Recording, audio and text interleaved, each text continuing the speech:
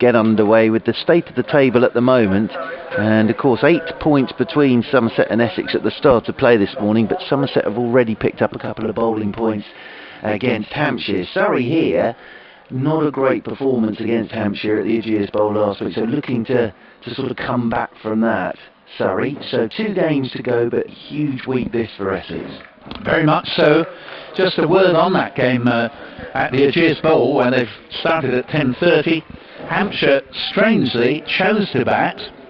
They're the home side, of course, and in next to no time they were about 18 for 3, then they were 40 odd for 5, 60 odd for 6, 90 for 7 was the score I heard, but there has been a rally thanks to Liam Dawson, who is in with Barker at the moment, and they've taken Hampshire through to 135 for 7, so that's not necessarily the done deal that you might have thought for Somerset when they were going so well. Jamie Porter, who else, will bowl from the end which may even be named after him in the fullness of time. We'll call it the Hayes Close end for the time being.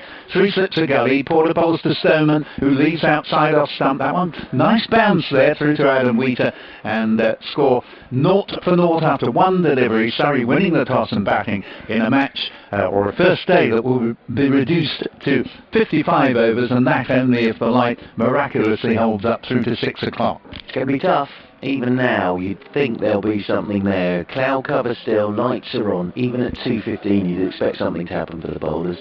Porter again. Bowls to Stoneman and nudges this one off the pads, but Nick Brown is close enough at just in front of square leg to nip round to mid-wicket and prevent a run. So the light not as good as it was when they decided play could get underway. There's a very dark area of cloud that isn't heading directly for us, perhaps a slightly lighter one coming from over our shoulder where the weather appears to be coming from, very much sort of northwest direction, the cloud movement today, or the wind. As here is Porter in, bowls to Stoneman, and Ken, terrific carry, and that was a good ball. Stoneman had to play at that, and it left him and lifted, and Wheater ended up taking it shoulder high, and again there's no run after 3 deliveries. Encouraging bounce there for Jamie Porter into the gloves of Adam Wheater. What you can actually call it, in terms of Championship cricket, Fortress Chelmsford this year, can't you? Yes. Won every game of Championship cricket that has been played here. So far. But that's what I'm saying. Coming here is the opposition. Yeah, no, that's right. Porter's in again. Bowls to Stoneman, all thick inside edge down to long leg, single, first run on the board. Fielded by Sam Cook down below us here at the river end, or city end, you can call it either. And 1 for no wicket after 4 deliveries. But again, Porter getting early movement, and he simply looks a different bowler at the Hayes Close end at Chelmsford to anywhere else, which isn't to say he isn't a good bowler. I thought he bowled very well up at Edgbaston, apart from his very first spell where he kept bowling no balls. But certainly back on his home patch, he once again looks a formidable obstacle, as he will now bowl for the first time to Scott Borthwick. He's a very fine bowler, Jamie Porter, especially in the red ball stuff. Yeah. Of course, he came into the T20 and did a really good job at the back end. Yes, for Essex. Only played in the last 2 games, plus the quarter-final. Here he comes again, and bowls to Scott Borthwick. And Borthwick gets down, and there'll be at least 2 runs here, quite possibly 3. It hasn't got the legs to go to the third-man boundary. Deliberate push, and they do come back for 3. It's good running. And Surrey go on to 4 for no wicket, and we've got 1 ball left of this first over. Porter 41 wickets this season, and best of 5 for 51, 1 5-er in there, but it's Harmer that just sort of stands out. 71 wickets. Only wants 2 more to beat his previous best of 72 in Essex's championship winning season. He's fielding at second slip. We have 3 slips a gully as Porter comes in to complete this first over. Bowls and Stoneman drives handsomely, and that's almost certainly going to go for 4. My only hesitation was that we had a little very light rain in the course of the morning, literally very little light rain, and very light rain at that. It is 4 runs, and the score goes up to 8 for no wicket. Porter tends to overpitch, which isn't a bad fault, because he gets a lot of wickets with players driving at him, but that was a lovely shot there from Stoneman, extra cover drive, takes him to 5. At the other end, a Borthwick has 3, and after 1 over, Surrey choosing to bat her 8 without loss. They're looking for the ball to swing, but that didn't swing at all, and nicely put away by Mark Stoneman. Yeah, just looking at the results for Essex here, beat Notts by 8 wickets here, beat Kent by 113 runs at Chelmsford, beat Hampshire by an innings and 8 runs, beat Somerset, big one that obviously, by 151 runs, then beat Yorkshire by 8 wickets, beat Warwickshire by 187 runs. So it is a fortress this season. Yes, an interesting thing there is that all those margins are pretty decisive, and yet in quite a few of those games it was anything but a done deal until the last day. I say the last day, there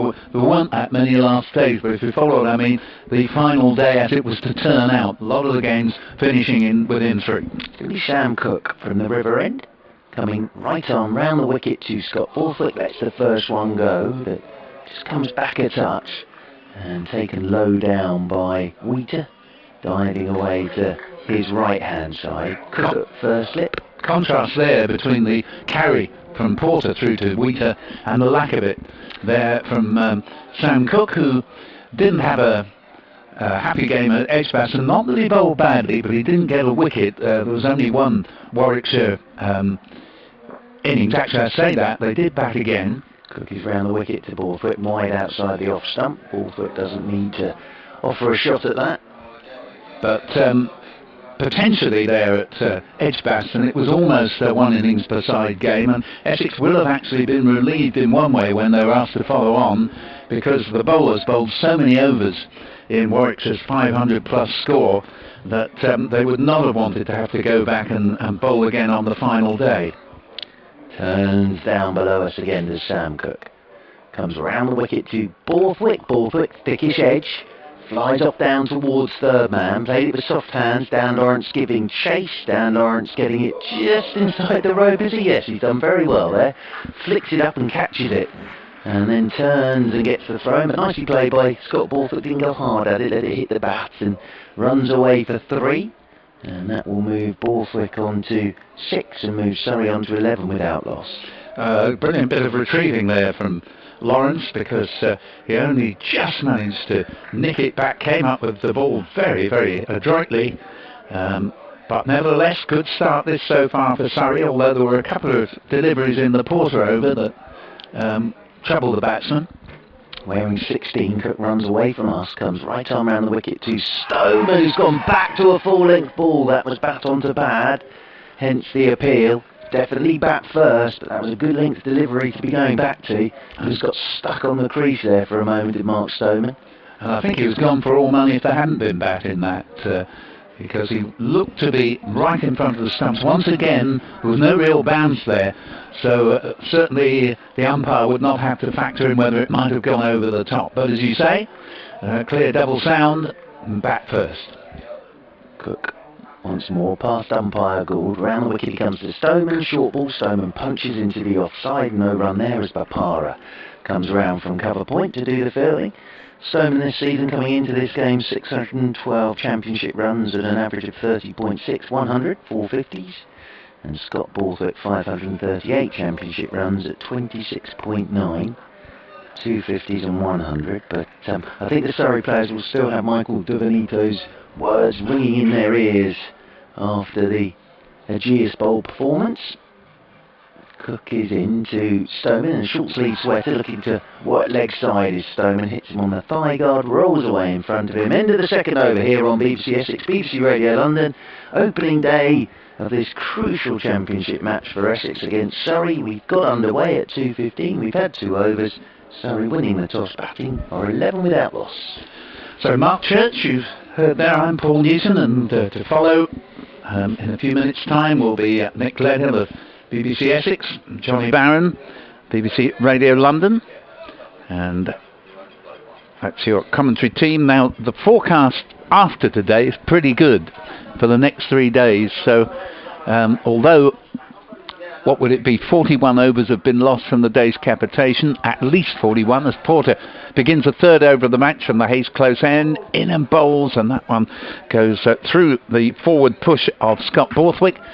taken again. There was good carry when the bowling's from the Hayes close end, and Jamie Porter's got the ball. And no run, 11 for no wicket, with 6 to Borthwick, 5 to Stoneman. Cook, Harmer, Wesley, Lawrence, 3 slips and a gully. Watched them this morning doing their catching practice. I think they need to be on their toes with Porter from the Hayes close end.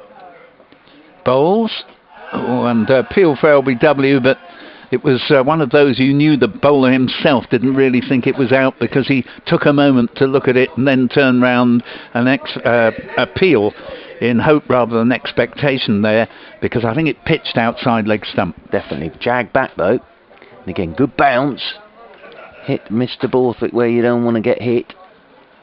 And just be getting a deep breath inside him at the moment, I'd have thought. In my case, anywhere would apply to where I didn't want to get hit. But here's Porter again. Bowls to Borthwick. Nice shot through the covers. Hasn't quite, I think, got the carry that the one from Stoneman did in the previous over. But they're going to be able to come back for 3. And just leant on the ball, stroked it through the covers, whereas the Stoneman shot was a full-blooded drive. 14 for no wicket, and Borthwick up to 9. Yeah, nicely played by Scott Borthwick. Again, Porter getting it right up to the bat, expecting it to swing. And it didn't swing, and didn't try and hit that too hard, just checked it, Scott Borthwick, and picks up 3, so 3 more to the total, 14 without loss, Surrey. Everyone's sort of settling down now. It's been a bit of mumbling and grumbling for 3 hours this morning, but everyone's settling into cricket now. And Porter again, 3 slips a gully. Bowls, and Stoneman's deflected this one past the gully. It's going down towards the third man boundary, but won't go for 4. I think this could be yet another 3 here, and indeed it is. So that takes the score to 17 for no wicket, and Stoneman moves up to 8. And I think we've had 4 threes already, and we're just in the 3rd over. Allow me to draw to your attention, Mark, the fact that the scoreboard over there... Oh, that's scoreboard TV. That's right, we've got scoreboard TV, because that board that you can see, the main board is quick, but you can't see it easily. That one over there is about a minute before it clocks up. So do avail yourself of being able to... Is there a presenter for scoreboard TV? There isn't, actually, no. Porter's in and bowls. Oh, and that one is a heck of a good delivery. It completely turns Borthwick round there and just passes the outside edge. Borthwick was looking to play that into the onside, and the ball goes past his outside edge. Brilliant bit of bowling from Porter, but Surrey choosing to bat. 17 for no wicket. To come are Pope, Jacks, Smith, Folkes, the 2 Clarks, one with an E, one without, Plunkett, Morecambe and Verdi, and Essex, Brown, Cook, Wesley, Lawrence, Bopara, Tenduscarter, Wheater, Harmer, Beard, Cook and Porter. Porter it is. Bowls again to Borthwick. Borthwick clips off the pads. This will probably be another 3. It's going out towards the mid-wicket boundary. They've come back for 2. Fieldsman with the ball now, and they're going to come back for a 3rd, and that's 5 threes in the first 3 overs of this game. Very good cricket from the Surrey openers here. Not only playing nice shots, but very good running between the wickets. That is the last ball of the Porter over, and Surrey race away to a very quick start indeed. 20 for no wicket in 3. Yeah, it's early days, but the slight concern here for Essex will be it's not swinging at the moment. What we've seen from Porter is the ball just nipping a touch and with some bounce and carry, but it's definitely not swinging. That one was started on leg stump looking for it to swing, and it didn't swing. And then he's been putting the balls outside the off stump on a goodish length looking for it to swing, and it hasn't swung. Because if scoreboard TV does need a presenter, Paul, I know a man who will always present. Oh, sat behind you. Yes, David Trackman. And Johnny Barron Barron, of course. I was thinking you'd present scoreboard TV, wouldn't you? Yes, absolutely. Yeah, there's a fee involved, I think. Yes. There is a lot of scoreboard pressure with that job. There of is, course. huge. As round the wicket comes Cook then to Scott Borthwick, who's in behind this short ball. Punches it up to Ryan Tenduscarter, stood up there at mid-off. Just on your point of the lack of swing, it's fairly true at Chelmsford to say you want the morning session to get the ball swinging. There's usually not a lot by this time of the day, and often none whatsoever. And of course, had play been able to start at 10:30 in the conditions we had, either side would have wanted to bowl first. When they did start at 2:15, they'd have both wanted to bat. Round the wicket comes Cook to Borthwick. That one's just swung away from Borthwick. Nicely bowled by Cook. Good length that. And that's taken by Wheater beating the defensive push of the left-handed Borthwick. Well, I think it's fair to say, isn't it, Paul, that with the uncontested toss, had it been 10:30 this morning, then Essex would have been batting, because Surrey would have definitely bowled. Yep. And it would have been hard work, I think. I think you're right. That was a crackerjack delivery from Cook there. So although the batsmen have been well on top in overall terms, there have been a couple that have beaten the bat. Round the wicket he comes again. Forward goes Borthwick studiously to a good length delivery. No great pace to this. I think of the two, Cook might just get a little bit more movement than Porter here. It could be one of those occasions, for all Porter's phenomenal record here from the Hayes close end, it just could be one of those occasions with Cook's slightly slower pace than Porter, might just give the ball a little bit more opportunity to swing. Very red soles on his boots, says Cook, as he runs in now. Round the wicket he comes to Borthwick, and Borthwick beaten on the outside. That just nips away a touch, and Borthwick is just indicating that down to Mark Stoneman. The vicissitudinal nature of cricket never better highlighted than 2 games ago. Cook goes to Canterbury, first match for 2 months, having been out with a side strain, takes 12 for 65 in the game, goes to Edgbaston next game, and certainly first innings wouldn't take a wicket as Warwickshire piled up over 500. Silly game as Cook is in, and this is tucked away nicely off his pads by Scott Borthwick. Busy start this from Borthwick, and he'll pick up a couple of runs. 2 more to Borthwick, 2 more to the total, and Borthwick will move on to 14, and Surrey move on to 22 without loss on this opening day here on BBC Radio Essex, BBC London. Yes, just BBC Essex. Just BBC Essex. I never know these days. Everybody changes their names every week, it seems, don't they? No, nobody ever seems to keep the same name anymore. For months I thought I was working for BBC Southern Counties Radio until I found out it was BBC Surrey. As round the wicket once again comes Cook. Forward goes Borthwick and pushes a good length ball up to Beard.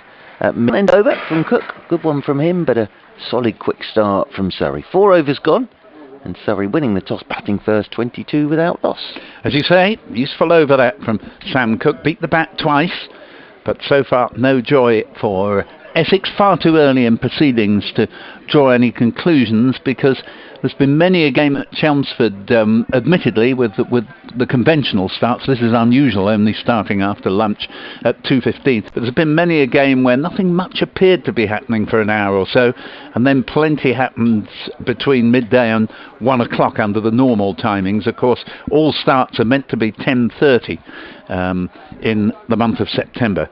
Curiously, though, that didn't apply to the Test match. No, I know, we were saying this last week. 3 slips a gully as Porter comes round the wicket now for the first time. Bowls a decent delivery, but Stoneman deals with it very adroitly by leaving a ball that he wasn't obliged to play at, outside off stump. He has 8, Borthwick 14, 22 for none in 4.1. I suppose this is the final cricket at Chelmsford, isn't it, these 4 days? Absolutely right. Head off to Edgbaston on Saturday for finals day, and then Taunton next week, of course. Very much so, as Porter comes in again, bowls to Stoneman. Appeal for LBW. That was a much more likely shout than his one in the previous over, but still, given not out there, might have. He's coming round the wicket, and that might have gone on to beat leg stump there. Certainly, that kept low, and score remaining at 22 for no wicket in the 5th over. Of course, the match down at Taunton starts a week today. Slightly indifferent, the long-range weather forecast for next week. And of course, in the meantime, after this game, Essex will have attended finals day at Edgbaston, as Mark was saying. Porter bowls again to Stoneman. Stoneman, nice shot back, but easily picked up by the bowler. No run, 22 for no wicket. This will be Essex's 5th trip to a T20 finals day. It's the first time they won't have had to play in the first semi-final, and they'll hope there's an omen to be read in that as they take on Derbyshire at 2:30. Well, first time Essex have been there of an afternoon of finals day. Yes, exactly, quite right. Maybe that's their time, the afternoon. I've been in the habit of leaving at lunchtime and tail between the legs. Here is Porter again. in and bowls to Stoneman, who plays it straight to square leg. There's no run, and for the benefit more of Surrey callers, just to keep everybody in the picture, Essex duly lost all the 4 semi-finals that were played in the morning, so they'll be hoping that when they finally got the chance to have a lie-in and arrive at the ground in the afternoon, they can beat Derbyshire, who I know you were saying, Mark, are a very useful T20 side. I'm not just saying that. I fancy Essex, though, in the fact of the way they've done it to get through to finals. Yeah, snuck in through the back door. It's often a good route as Porter's in. Bowls, oh, that's a good delivery. And Stoneman had to play at that. Left him off the pitch. Kept a little bit low. Just misses the outside edge through to Adam Wheater. And score remaining 22 for none into the 5th over. Porter's looked much better from round the wicket. Yeah. Much better line to Mark Stoneman from round the wicket. And this is a testing over for Stoneman. Yeah, he usually does pretty well against left-handers, Jamie Porter. As he comes in again. Bowls to Stoneman. And another good delivery, and again a play and a miss. So there's, I think, a little bit more going now for the bowlers than in the first 3 overs. 5 have now gone.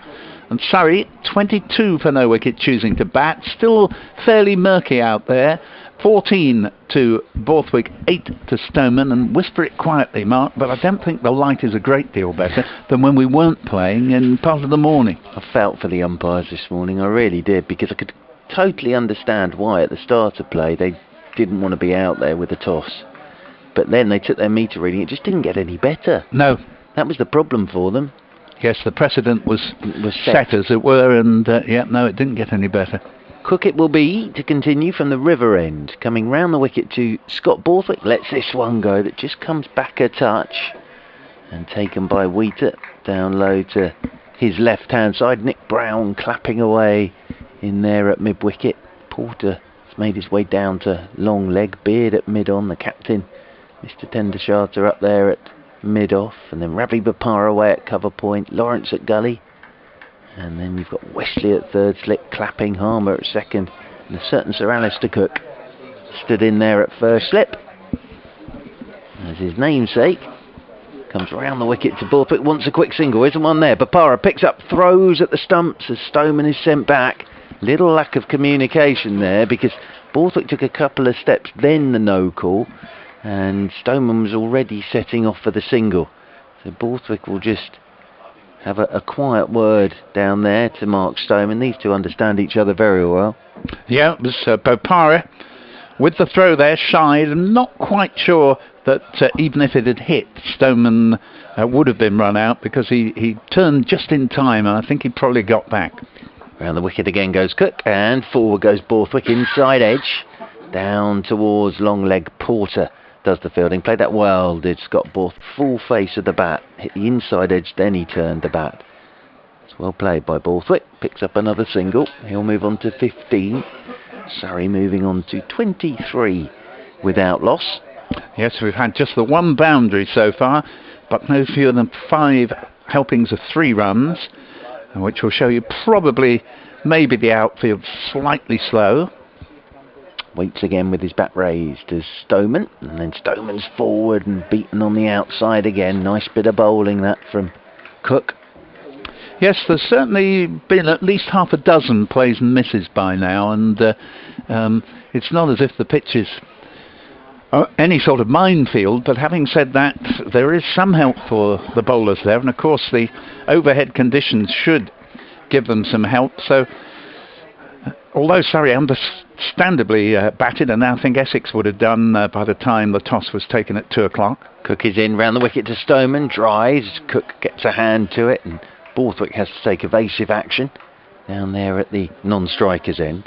But certainly Essex will want to take whatever wickets they can, because the current heavily overcast conditions are, according to the forecast, unlikely to recur in the next 3 days, when a lot of sunshine is on the menu.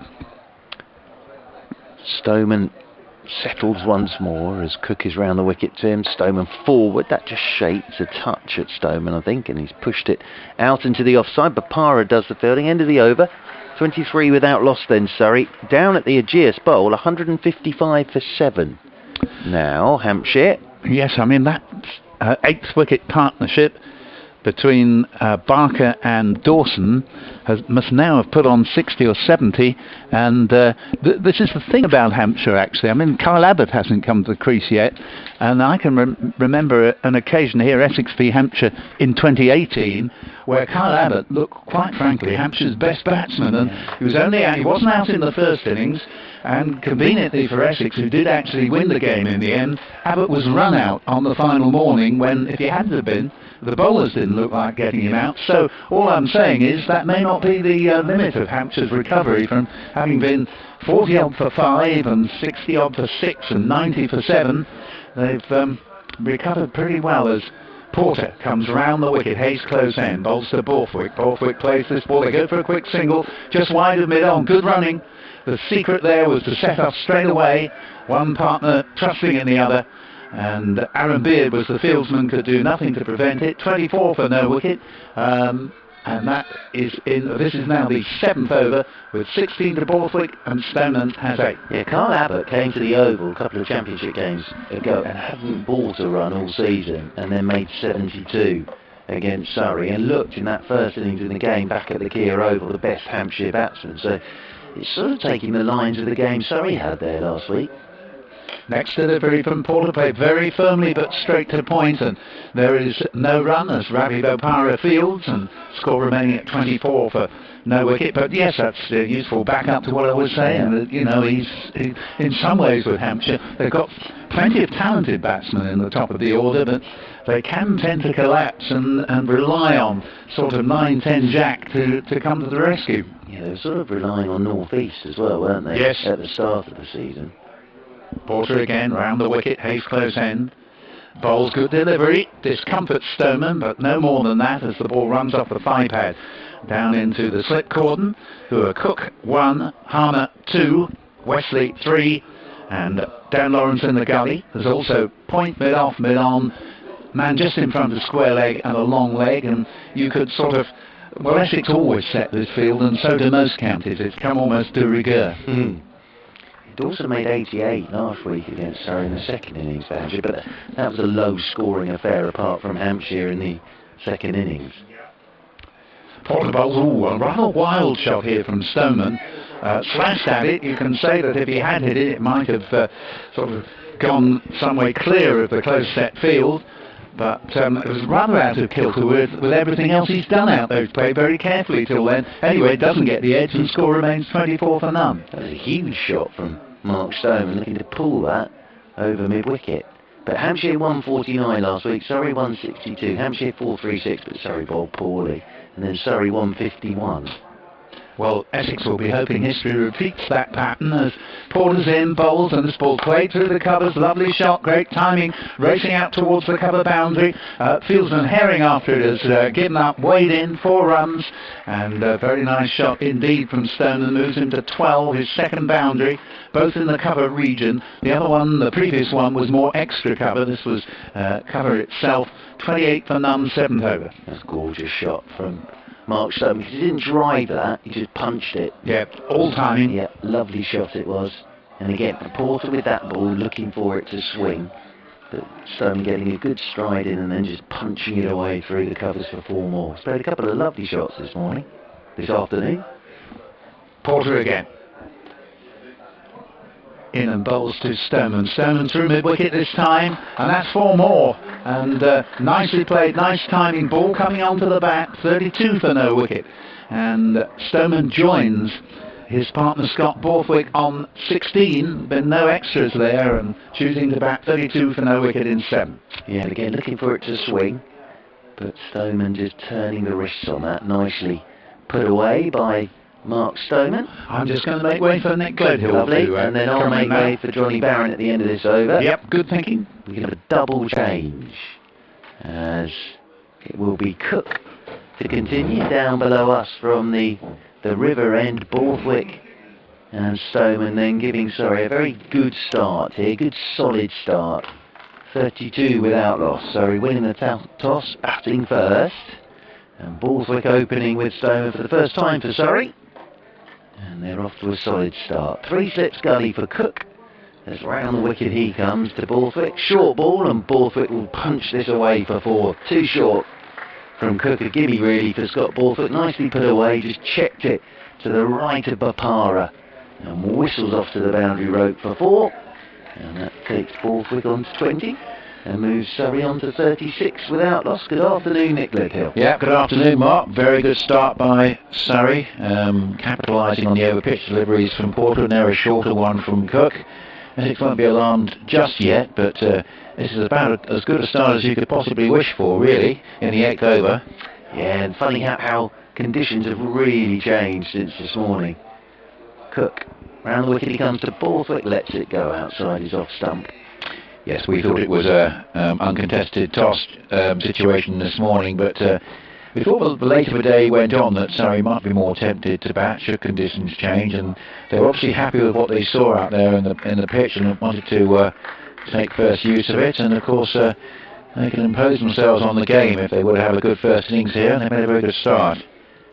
Yeah, Borthwick waits again. Cook, with his orange-soled boots, comes around the wicket to Borthwick, who drives this time and tends to go a nice diving stop away to his right, but crisply timed by Scott Borthwick, and there is no run. Well, we've been talking about the Hampshire match, which of course is the main game of interest today, but there's plenty else going on. Hampshire 162 per 7, and as I say, this good partnership between Liam Dawson, what a valuable player he is, and Keith Barker, who I know Warwickshire are still rather rueing his absence, given the relative lack of experience in their bowling attack. Cook is in, and that one swings back a touch at Borthwick. Nicely played though by Scott Borthwick. Full face of the bat again, punches it up the ground. Cook gets a hand to it, and there's no run. And talking of the inexperienced Warwickshire bowling attack, I remember last week Essex chose not to contest a toss and perhaps look to bat first against Warwickshire's bowling. Nottinghamshire have been invited to bat with an uncontested toss today and relegated Nottinghamshire. Let's say the shackles are off. 258 for 2 in the 52nd over. Stephen Mullaney is 159 not out. Yeah, I'm pleased for Stephen Mullaney.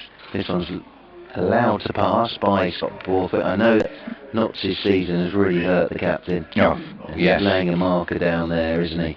And Joe Clark is close to 100, and it's almost Creative Joe who really, after the early weeks of the season, he's not really been to the fore at all, and certainly in the championship, and he's close to 100 there. But perhaps the story of the moment really is Yorkshire and Kent, because Kent lost 5 wickets very quickly in that game, and they've now got a big partnership between Darren Stevens and Sam Billings, and the news on that in a second. As round the wicket goes Cook again, and this is left alone by Borthwick. End of the over, end of me. Nick Leadhill to pick up commentary. He'll be joined by Johnny Barron. So there were 39 for 5. Yorkshire in contention for 3rd place, along with Kent, who could make a big step towards 3rd if they can beat Yorkshire in that game. 39 for 5 it was. It's now 219 for 5. And so this pair are on 180, and Darren Stevens is his 34th first-class 100 at the age of 43. Remember, he's been effectively pensioned off by Kent. I wonder if they might be just looking to offer him another year on the basis of this. And Sam Billings, 76 not out, so an extraordinary turnaround there at Headingley. So some interesting cricket going on in Division 1, and of course in Division 2 there's a promotion race that is certainly still very much on the boil, with Lancashire having already gone up and 2 sides out of 5 looking to join them. 3 slips and a gully here as Porter bowls, and then the appeal for OBW. It's a good tap, get it out! And that's a breakthrough that Essex really needed. Mark Stoneman was pushing half forward, and in the opinion of the umpire that was going to go on to hit. It looked a pretty good shout, and after a pretty uncomfortable 8 overs, Essex have got that breakthrough, and it didn't look like coming. Just a little bit of movement there from Porter, who just got his length right there. He'd been over pitching, and that one just played round slightly, sort of half forward, and given out LBW. So, my word, that was a necessary wicket. Mark Stoneman goes for 16. We expect Ollie Pope to come in next. 36 for 1. Welcome to Johnny. Well, very good morning. Good time for Essex, and not such good time for Surrey. Well, indeed, and very good morning. Well, very good afternoon, I should say. Sorry, it's obviously the first session of the day, but comes after a fairly lengthy interval this morning because of light. But, well, at first glance, that looks a very good shout. We are not in the perfect position, not quite behind the bowler's arm by any stretch of the imagination up here, but it looked, when the finger went up, you just thought, well, it does look very, very adjacent. And Mark Stoneman looked not quite bemused, but he was taking his guard for the next ball, but he had to go. And who is striding out to the middle there? That doesn't look... It's not Ollie Pope, is it? Not Ollie Pope. Is it Jacks? Yeah. I'm not surprised that Pope is batting in his normal position at 4, because he's obviously that's going to be... Obviously they moved him up from 6 to 4, and that's, I think, the long-term objective of him being Surrey's number 4, and potentially England's 4 or 5, depending on where Root bats. Jamie Smith is the new man in. It's lovely. Handful of first-class games, hasn't he, Jamie? Yes, he has. Yes, he's impressive. He's only 18 years old. Made his debut in the T20 at age 17 against Middlesex at Lords last year. But he's been in and around the championship side so far this season.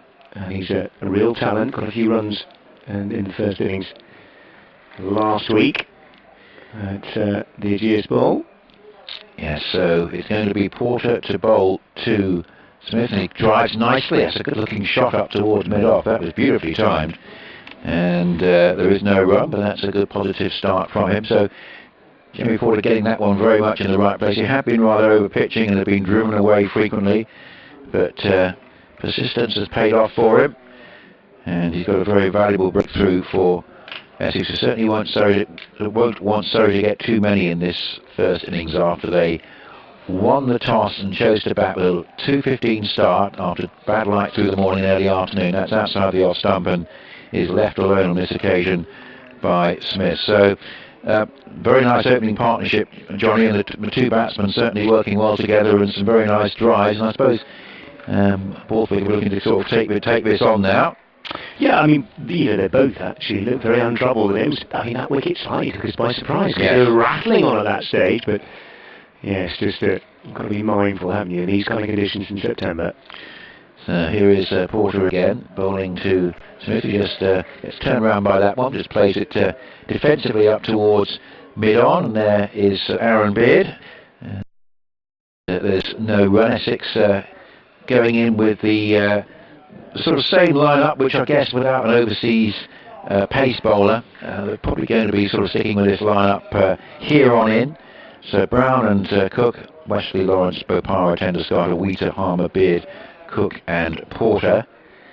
And 3 sets from the gully waiting as Porter from the Hayes close end bowls, and that's a good looking defensive shot from Smith, head right over the ball up into the offside, and there's no run. 294 championship runs for Smith at an average of just under 30. He's got a couple of 50s to his name. Scott Borthwick's actually had a overall I think slightly disappointing campaign, averaging just under 28. So he'll be looking to see if he can add to his 1 century for the season so far. He's also had a couple of 50s. And Ollie Pope, on the few occasions that he's played, this is only his 4th match, has soared to the top of the Surrey batting averages as that's played defensively by Smith, just getting again to the pitch of that, averaging a Bradman-esque 100.5 at the moment, Ollie Pope, with of course that 221 not out. North of Bradman. Yes, that's right. 221 not out against Hampshire, playing the key aspect as to the reason he's doing so well. Well, that has turned things around. 8 often expensive overs, followed by a wicket maiden, Borthwick 20, and Smith no score, and Surrey won the toss and chose to bat. It's 36 for 1. It's still gloomy, but we can just hope for as much play as possible, I think, Johnny. Yes, I mean, now we're back out there. I mean, I think as Churchill was chatting with you before, the umpires were in a difficult position because the light was never great this morning, and until people sort of stumble across a ball that works in all conditions, then we're always going to have these issues regardless of the floodlights, which of course were on before we even arrived this morning. Mead has been ticking over, and Simon Harmer is into the attack. He's been a big part of Essex's resurgence in the last 2 or 3 seasons. Absolutely, coming on earlier. It would have been a good match for the pink ball game, actually. We were going to have one of those. Probably would have played. Would have been useful. Yeah, absolutely. Right. We would have played, of course, because, I mean, bizarre, isn't it? We are going to have pink ball cricket. Yeah. If we ever have cricket in October, perhaps that's the format they should think of. Extend that season even further. Next year we're going up to the 30th of September, I think. So I like September cricket generally. Absolutely. Shame that a lot of the club stuff finishes in September now, because usually on the club circuit people whinge about the conflict of football, etc. But actually September's a very good month for cricket historically, apart from today. But yeah, Simon Harper Harmer, sorry, we might have a little bit of joy here, because it's been very dry in this region, hasn't it, the last 4 or 5 days. It'll be interesting to see what he extracts from the surface. He's operating right arm round. The man on strike, left-handed Borthwick. He pushes forward, the ball at full length, and there's no run. Yes, at the request of one of our commentator colleagues in Edgbaston, a little analysis of Harmer's 49 wickets out of his 71 for the season being here, and often getting more as you expect in the second innings. Wide of the crease is Harmer bouncing outside the off stump, and that's chopped off the back foot by Borthwick. 2 extra cover, there's no run. And he's done an interview making it fairly clear, reading between the lines or just reading it, that he'd quite like to have a second international career with England. Well, he's been in the nets already this season with them. Harmer is wide of the crease and pushed into the offside again, and there's no run. Well, no reason why not. Once he's done his qualification period, he's right and bang at the top of the charts. Of course, remember back to an era of a significant South African influence in the England team, of course, with Alan Lamb and Robin Smith. Chris Smith. Chris Smith for a little while, yeah. Here is Harmer again. One of the crease is into Borthwick. He pushes forward, and there's no run. And, well, there's always been, if you look at the Kevin Peterson, of course. And yes, of course, more recently. Andrew Strauss was born in Johannesburg. Matthew Pryor, I think, was born in South Africa as well. There's been a number of them. Harmer again. Wide of the crease, pushing forward. You've got the Curran brothers as well, but I think, with the Currans as an example, I mean, they're Zimbabwe orientated, and of course they've spent a large part of their development here. Father playing, of course, in a number of counties. Harmer into Borthwick. He's elegantly driving into the offside. They'll get through for a single, quick scamper, bringing Jamie Smith back onto strike. Score goes up to 37. For one, just a 101 from it, after fairly exploratory at this stage, and it is 37 for 1 after 10. So, Lancashire, just a few points away from securing the title in Division 2, so not to pay too much attention to them, but it's battle for 2 further promotion spots between 5 sides, and Northampton second on 161 will either be promoted or very close to promotion if they were to win their game against Durham, which is quite a tight affair. Durham have fought back after a good start from Northampton. Northampton 133 for 5. Gloucestershire, who lost their last game, really need to beat Worcestershire at New Road. They're doing pretty well. Worcester are 160 for 6. And Sussex, who are really ending the season strongly, coming up on the rails.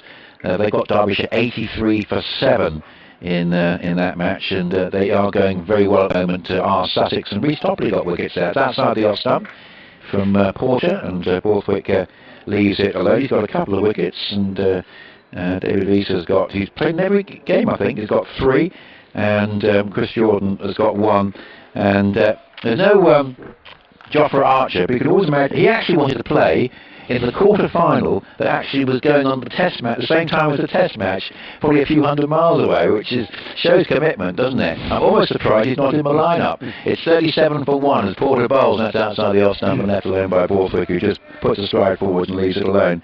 But still a pretty strong-looking bowling lineup, and Sussex, who their batting went to pieces in the middle of the season. Now they've got that sorted out. They're looking like they might just come up on the rails there, I think. Yes, indeed. And when you talk about players, of course, rustling up, playing in between test matches, well, on the rest day, Gucci would certainly have played Sunday League cricket back in the day if there's a title to be had, wouldn't he, on a test match rest day? Absolutely. 37 for 1. Porter goes round the wicket and bowled. Lovely delivery, and it's a beautiful piece of bowling. He's out. Caught behind, I think. Borthwick was pushing forward at that, and I think it's taken an edge and gone through to Wheater. Now there's just always a possibility that might have flicked the pad, so we're going to wait for the confirmation of that, but it's a beautiful piece of bowling, and Porter's really got it right in the last couple of overs after he would 37 is what you would feel would be a reflection on the conditions that we have here, and of course the kind of wickets that we've seen falling across the country is for no wicket now, pegged back significantly, 37 for 2. And well, here we go, Ollie Pope up to number 4 in the order. The kind of brave new guard of Surrey, Jamie Smith 18, Ollie Pope around about 21. Very much the future of the club, right here, right now. Yes, and we just mentioned his average, and the fact that 1 or 2 judges were certainly a bit bemused by the fact he wasn't in that test side at the Oval. when there's certainly a very strong case to be made. I think maybe the thinking was change of coach for England, maybe a sort of just hang on to those who've got England into this mess. They actually did get them out of it, didn't they? They won the Oval Test, so in the end it's worked out okay. Well, I think Australia got us out of that mess, didn't Yeah, they? by the toss onwards, really. The toss, and basically playing possibly the worst 4 days of Test cricket you could ever witness from a side looking to try and win the Ashes. Inexplicable, really. They're absolutely dreadful. So can Essex get Pope out early, which is crucial. Here's forward bowling to him, and he comes forward and runs this down towards Nick Brown at the backward point, and there's no run. So it's all other changes we've come on here. Runs are flying with Mark and Paul, and they've rather dried up, and a couple of wickets have gone down. So it's 37 for 2. 2 for 1 we've taken, Nick, haven't we? Yeah, very impressive. We're leading the attack for Essex at the moment, the two of us. It's a situation where I'll be looking forward to seeing Pope batting at Chelmsford. I just thought Pope's non-inclusion for England might be significant in this game, but we'll see how he goes. 3 steps to go, he's got to get himself in, of course, and he plays forward with no great attacking intent, and it rolls up towards mid-on, and there's no run. Got that 221 unbeaten, I think it was, against Hampshire. Yeah. A big Surrey first innings. Hampshire managed to draw the game in the end, but a good batting pitch, but he certainly announced his return there with a vengeance. Tremendous knock. Missed him. I have to say I was on air, Johnny, when the reverse fixture, when he did sustain that. It was a shoulder dislocation, wasn't it? Yeah. Away on the boundary at the Oval, and great to see him back. 37 for 2 as Porter comes in to bowl. He leads alone outside the off stumps. It's a good contest. This goes through to Wheater. So Wheater taking the catch to see the back of Borthwick, and just when it looked like it might be a difficult afternoon for Essex, they've managed to get rid of both openers in successive overs from Jamie Porter, and that's just turned things around a little bit. Stoneman 16, Borthwick 21. Neither batsman has scored, and Surrey are 37 for 2. Yeah, I mean, I guess on arrival this morning with the covers on, the expectation that when play did start it would be lively. There was always an expectation. Then I guess to some extent the surprise when there was actually a competitive toss out there, which maybe suggested that maybe conditions might not be as dire for batting as we so thought. But yeah, interesting, really intriguing. And for the right-handed Jamie Smith, Simon Harmer will be going back right arm over.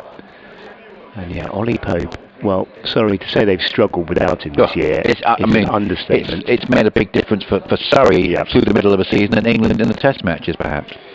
Here is Harmer, who's in and pushing forward.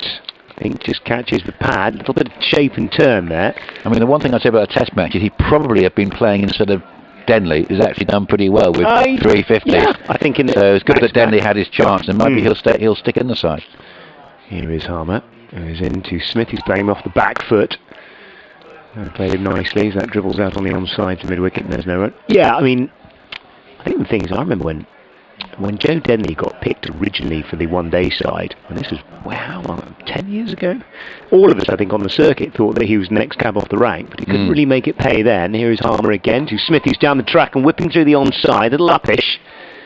And there'll be a single as that runs out to Aaron Beard. It's he whipped it in an area where Joe Root took that spectacular catch to finish off the Test match yesterday. Short leg, was never really near it, and mid-wicket neither, but one of those that if it does go in the air, you can be in a spot of bother.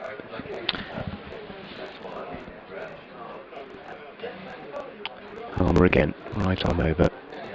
He's in to Ollie Pope, flighted, he's pushing forward, turn back on the pad, shout for LBW, hitting him outside the line. Over at the Aegeus Bowl, the 8th wicket partnership is broken on 92 with Keith Barker, LBW, to Dominic Best for 40. Dawson is 94, 180 for 8, Hampshire. Harmer again, tossed up again, and that's turning back into the pads of Ollie Pope. Really nice flight and guile here from Simon Harmer. He's prepared to toss it up above the eye line. Yes, and he's now working on 2 batsmen, of course, who are looking to establish themselves at the crease after those 2 quick wickets. Is indeed. Harmer again and down the track. He's nearly a wonderful catch at mid-wicket, diving away to his left-hand side. That was in the air, and that could have been an absolute nightmare for Ollie Pope. As it was, the end of the over, 38 for 2.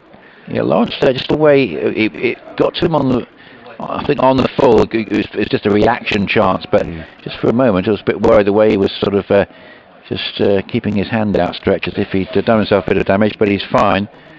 But that was sort of like a half chance, but it would have been quite spectacular if that had turned into a wicket. Well, it would have been a good one. I mean, he's a big tall man down there, but he got down nicely away to his left-hand side, and it was in there, wasn't it? I mean, it felt like he might come up with it, like Root did yesterday. It would have been a very similar dismissal. Yeah, but 38 for 2. It was 36 for no wicket. Last 4 overs, we've seen 2 runs and 2 wickets. Yes, that's right, 2 runs and 2 wickets. And it's 38 for 2 now as this next delivery, the first of a new over, is just played defensively up into the offside, and there is no run. So looking at distinguishing Pope and Smith now on strike, any tips, would you say, from the commentator's point of view? Yeah, I think Smith is slightly taller than Ollie Pope. Yeah, he's on strike at the moment, isn't he? He's on strike, and he's at... Both got the Surrey I mean, they're both quite classical. Yeah, sleeveless sweaters. Not a lot to choose between the two. No. But, so I keep remembering which one's on strike. Anyway, here comes Smith with 3 slips and a gully. Faces up to Porter, and that's a nice little stroke just away into the offside, wide of mid-off, and he calls Pope through for a run.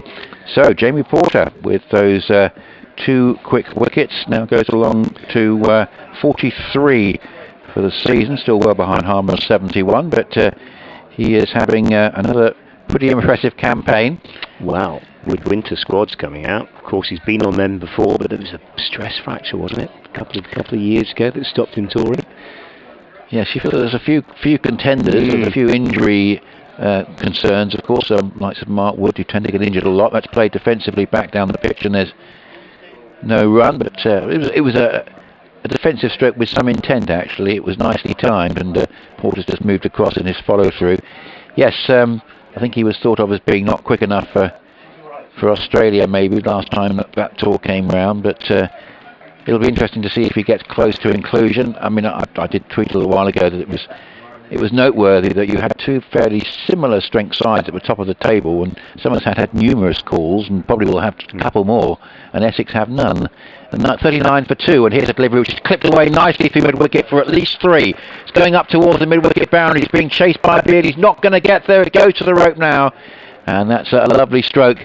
And typical Ollie Pope there, just getting to the pitch of that and easing it away for 4 runs. Nice stroke, and the score goes to 43 for 2. Yes, the joke was that the closest player to potential recognition in the Essex side is indeed Simon Harmer. Wow. When does that eligibility kick in? I think it's a year or so. Yeah, I mean, obviously Dan Lawrence, certainly, particularly in 50-over cricket, limited overs cricket, is making a case for himself. 39 for 2, and this is just played from the crease up towards mid-off, but plenty of time to play it for Pope, who remains on 4, and there's 2 to Smith, and it's 43 for 2 with the openers out in quick succession after they put on 36. Yes, it's whereas with Somerset, I mean, obviously Overton has returned. Some say a bit of a surprise that Works was dropped, but I can see Banton, particularly in limited overs cricket, maybe still got a bit to prove in the first class game, but limited overs cricket is very special. And certainly we had unanimity when I was with Phil Britt in the commentary box about Tom Abel at number 3 perhaps in years to come for England. This is driven away just over the head of Porter on the bounce, but gathered in by Tender Scarter at mid-off. He's that pretty well as well, did Ollie Pope, who stays on 4, and Smith on 2, and Dan Norcross, Test match special colleague, very much saying that Pope is streets ahead of all the other English batsmen playing in the County Championship. Will he demonstrate that again today? 43 for 2. Well, he is, isn't he? I mean, I think he's probably 20 runs average-wise beyond the next contender, isn't he, in terms of cab off the rank. Ollie Pope, he is miles ahead of everyone else. He's had a chance, of course, played 2 tests last summer, and well, was kind of basically found himself slightly surplus to requirements because they rejigged the makeup of the side and they've never really threatened to get back in. No. Well done to Liam Dawson, 103 not out, out of 190 for 9. What a performance, and Essex, I'm sure, he did play for Essex once briefly. Here is Harmer, who is into Jamie Smith, who's working away on the onside up to mid-off. Mid-on, Ravi Bapara just down there below us. He'll get through for a single. Ollie Pope back onto strike. He was on loan for a bit, and then Hampshire promptly realised they needed him back and got him back. Ollie Pope has a slightly more crouched stance. Tossed up again is Harmer, and Ollie Pope pushing forward. A ball turning back into him, and there's no run. Hampshire, of course, one of those sides in contention for third place, so that's what is going to be driving them on in that game. And they looked good last week, I have to say. Here is Harmer again to focus down the track, whipping into the onside, hitting short leg. Not really working, that shot, for either of these two. And then ricocheted away. They get through for a single. You're not catching that, to be fair. No, that would have been a moment for tender sky if we got some sort of ricochet catch or lodged in the clothing or something to get rid of Ollie Pope. That would have been some moment. That is the area. I'd have another mid-wicket in there. It's prospered, both of these two. Chopping off the back foot. That's beautifully played by Jamie Smith through the offside. They'll get back for a couple, and that's all they will get. You tend to find that most counties work Smith out pretty quickly and have a couple of mid-wickets, and he fell in exactly that fashion in the previous game at the Gears Bowl. Is that to spin or seam? Well, both actually. I think a lot of modern players will hit it in that area. Here is Fun pushing forward. Jamie Smith just stretches forward. Yes, Jamie Smith's looked pretty good so far. Yeah. In this innings. And he's a tidy player. No question about that. Got a bright future. Always looks good. Here is Harmer. Go! That'll be a sharp roll inside edge. Inside edge onto pad, otherwise see you later, to be honest. And everybody recognised that pretty quickly. End of the over. Rattles through them, says Mr. Harmer. 40 size, even after a couple of... like he's been playing for about 20 years. He's only 19, and he's only turned 19 relatively recently. 17-year-old last year. 11 fours and a 6 in Dawson's 100. His first in first-class cricket since 2016. So he was a bat first, wouldn't he? Yeah, it was. That's fair to say. As that's a delivery which is going down the leg side. The stifled appeal for a caught behind. Now Porter wants it. So we had not out as Cookbart rather, who switched to the resting and possibly very important moment. It was just appeared to take the pad as it was going through to Wheater, but there was a thought from Cook it might have just snicked the bat as well. Slip cord and fancied it.